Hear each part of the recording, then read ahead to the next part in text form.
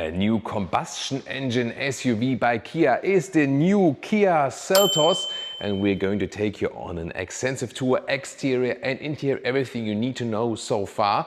They have taken their electric design, it's like between EV3 and EV5 size-wise, but now also to a combustion engine model, this new fresh Kia design, exterior and interior, because they say for everyone who cannot have like the proper charging infrastructure, this is then the solution, and we're going to find out how good it is actually here today with Thomas and Autogefühl in 4K, full screen, full length. Let's go here with the very strong front, and this is the base design from the exterior. There will be the base design, then there will be an X line with more off-roadish accentuations and a GT line with a sportier look.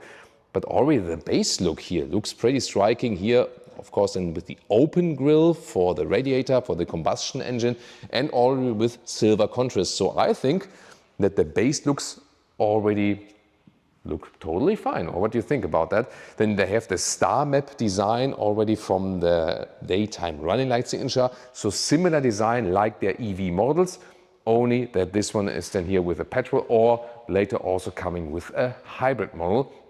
And they also want to attack the European market with that, and it's also already quite popular in India, for example.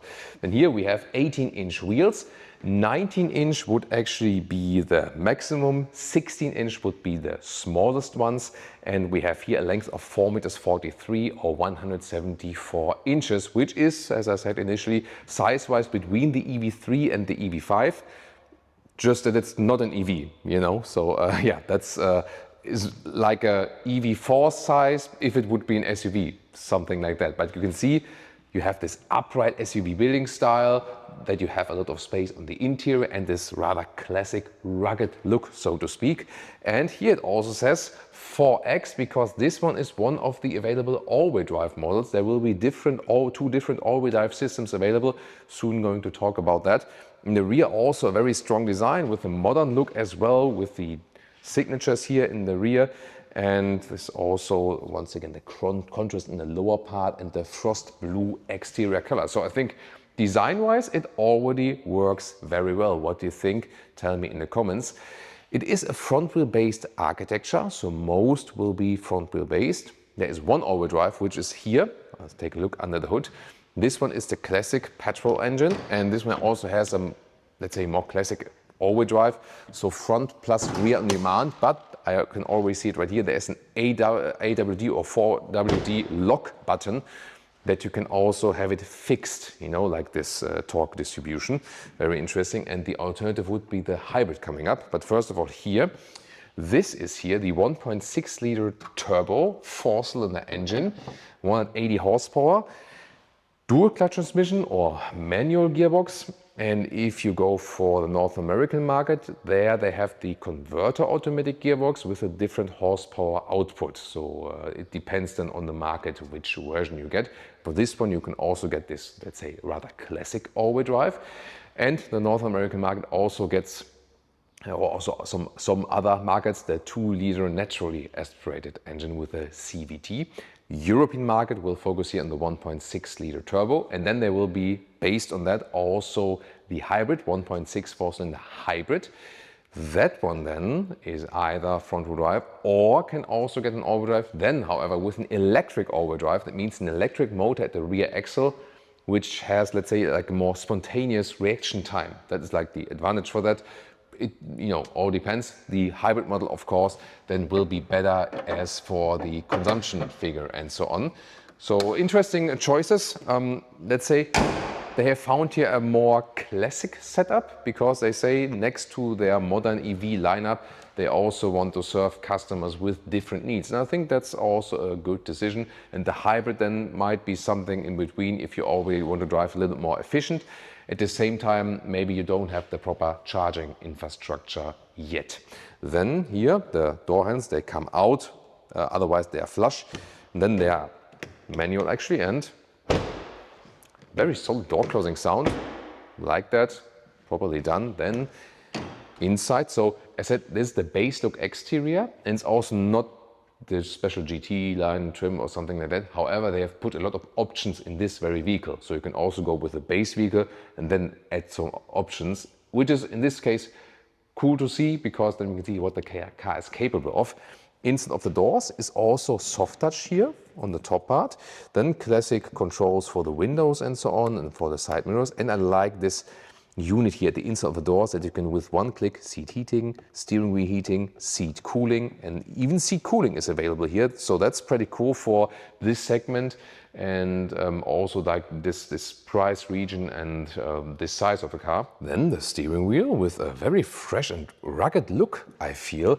And here, these are real buttons at the steering wheel. They also feel pretty nice. Left side cruise control, for example, for the instruments, and then right side for the volume. In the lower part there you can see the drive mode selector, but also the 4WD lock.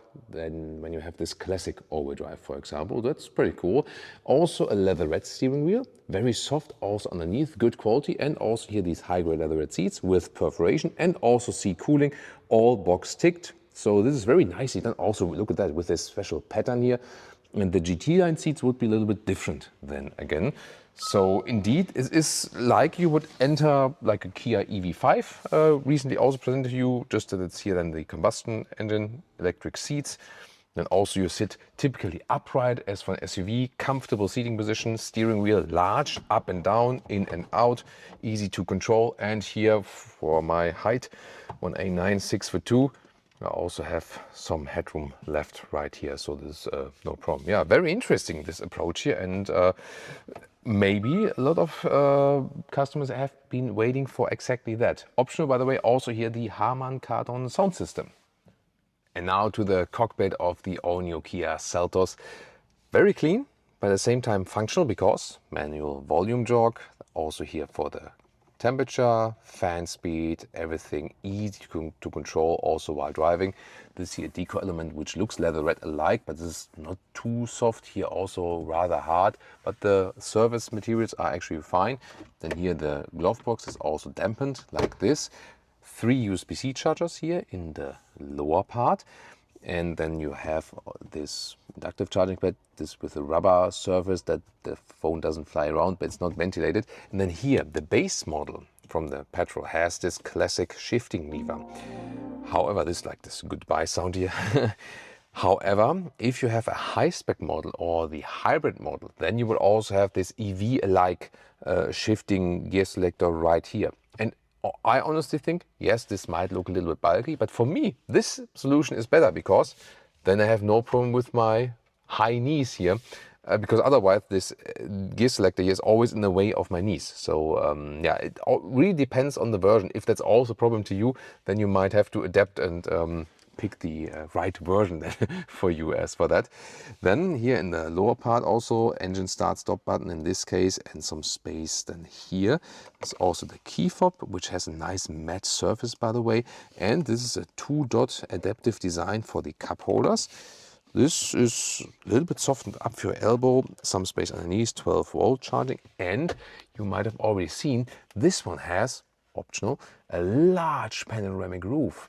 And pretty cool thing is actually that you can, so there we go, that you can still completely open that. And it is really astonishingly large for this segment. And you know, this is not supposed to be a premium SUV or something, you know. And then there's also, oh, this can also close simultaneously. Things that fascinate me in my car life, right? There we go. So this is then the setup when you like want to have the most shade effect. And here the driver POV, once again with these nice real buttons left and right. This is also then for the cruise control, and these are the digital instruments, 12.3 inch, and also on the right side the main infotainment system, also 12.3 inch. Usually you would just connect your smartphone, however, because the car internal map is maybe not the most practical. In the middle part you also have this climate unit, but you would usually just use these classic buttons, because yeah, they're fun to use, definitely. Now to the rear seats, hard pack here at the rear doors, but you can also get optional seat heating for the rear, for example. That's actually quite fancy, and they use the same fancy seat material for the rear, also with this pattern here, so that's beautifully done. ISOFIX at the outside each. Then We have some cup holders which are not adaptive though. You have a ski hatch where you can load through the rear. My arm is gone. So, and then you cannot slide the bench forward or backward, but you can change the inclination here. There's like a side button. You can see it here at Leah's side. So there we go. And then I can make it more cargo room, or I can, whoa, that's like far backward. You see that the Koreans, they have think for that the seat goes very far backward, definitely. Yeah, best greetings to all our Korean fans out there, of course. You know that in last December we had the chance to visit Seoul, and that was a cool experience, and everyone was so happy that we were finally visiting. We had so many beautiful comments there. That was really lovely to read. Then you sit very upright actually, and very high. Look at that, you know. So that might also be good for kids with the Isofix, for example, that they, you know, like low lost in here. Still headroom, you see it is quite high in the rear, yes, but it still exactly fits 189 6'2". But yeah, as you see, unusual high rear bench in the rear here, and you do profit of course from this panoramic roof.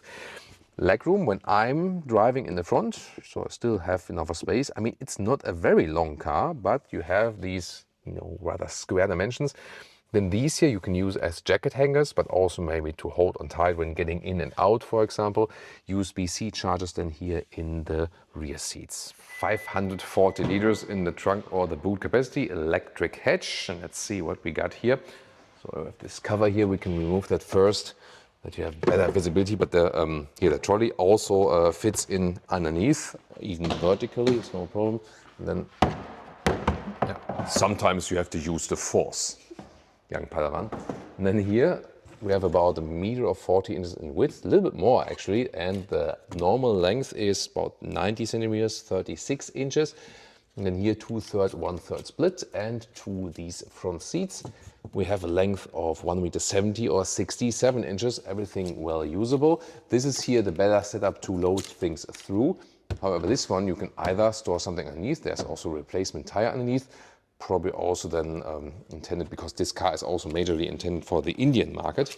And then here you can also slide this one in the lower position like this. So, and then we also gain more height, and this is then at 80 centimeters or 32 inches. So these are very good dimensions indeed. Indeed. Have you seen? There will be a new Stargate season coming up. Finally, after all these years, this is actually the biggest news of today. And indeed, I hope that Teal'c will make his return. And towing, by the way, 1.3 tons with the petrol, 1 ton with the hybrid model. And now I'm looking forward to your opinion. What do you think about the all-new Kia Seltos, also from this new strategy, getting this EV design now for the combustion engine models? I think it looks pretty stunning. Let's see how much success it will have. And if you want to see a driving review, then remember to subscribe if you haven't done so far, and also tell us in the comments if you want us to drive this car for you very soon. And now check out some competitor SUVs.